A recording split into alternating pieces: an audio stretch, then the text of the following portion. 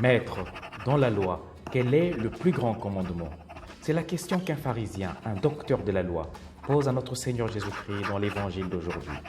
Et à Jésus de répondre, tu aimeras le Seigneur ton Dieu de tout ton cœur, de toute ton âme, de toute ta pensée. C'est le plus grand et le premier commandement. Et le second qui lui est semblable, tu aimeras ton prochain comme toi-même. Une amie me disait un jour, Tryphon, comment tu peux me commander d'aimer? Comment tu peux me dire aime telle personne? Comme si l'on pouvait forcer l'amour. Aimer ou pas aimer, c'est un sentiment qui va de soi ou non. Tryphon, tu ne peux pas me commander d'aimer une personne, me dit-elle. Ça ne se force pas. Pourtant, aujourd'hui, Jésus nous commande d'aimer Dieu de tout notre cœur et nous dit que c'est le plus grand commandement. Une question que l'on peut se poser, c'est de savoir, en fait, ce que signifie aimer Dieu.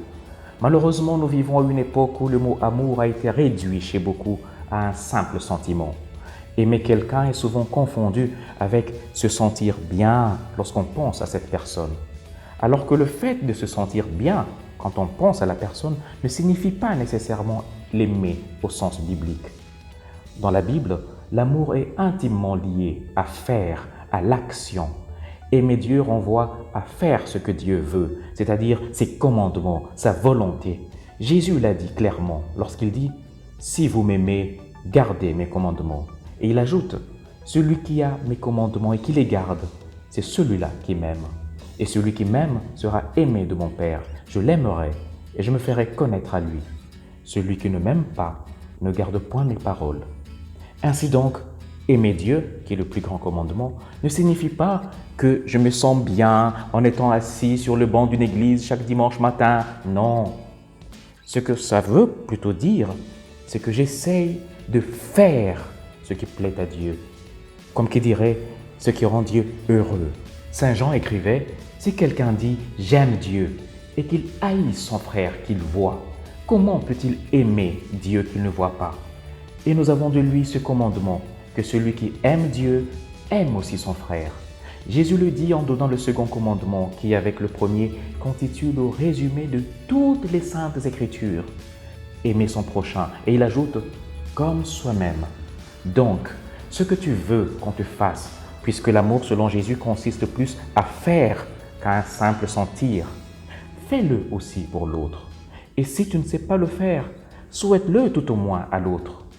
Et ce que tu ne veux pas qu'on te fasse ou qu'on te souhaite, ne le fais pas et ne le souhaite pas non plus à l'autre. C'est aussi simple que ça, être un bon chrétien, être un bon croyant. Les commandements de Dieu ne sont pas si pénibles. En toute chose, aimer et servir Dieu notre Seigneur. Tel était le souci de saint Ignace de Loyola.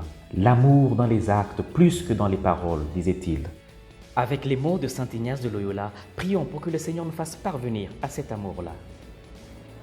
Prends Seigneur et reçois toute ma liberté, ma mémoire, mon intelligence et toute ma volonté. Tout ce que j'ai et possède, Seigneur, c'est toi qui me l'as donné. À toi je le rends, tout est à toi, disposant selon ton entière volonté. Donne-moi seulement de t'aimer, c'est assez pour moi. Amen. Et que Dieu Tout-Puissant vous bénisse. Au nom du Père et du Fils et du Saint-Esprit. Amen.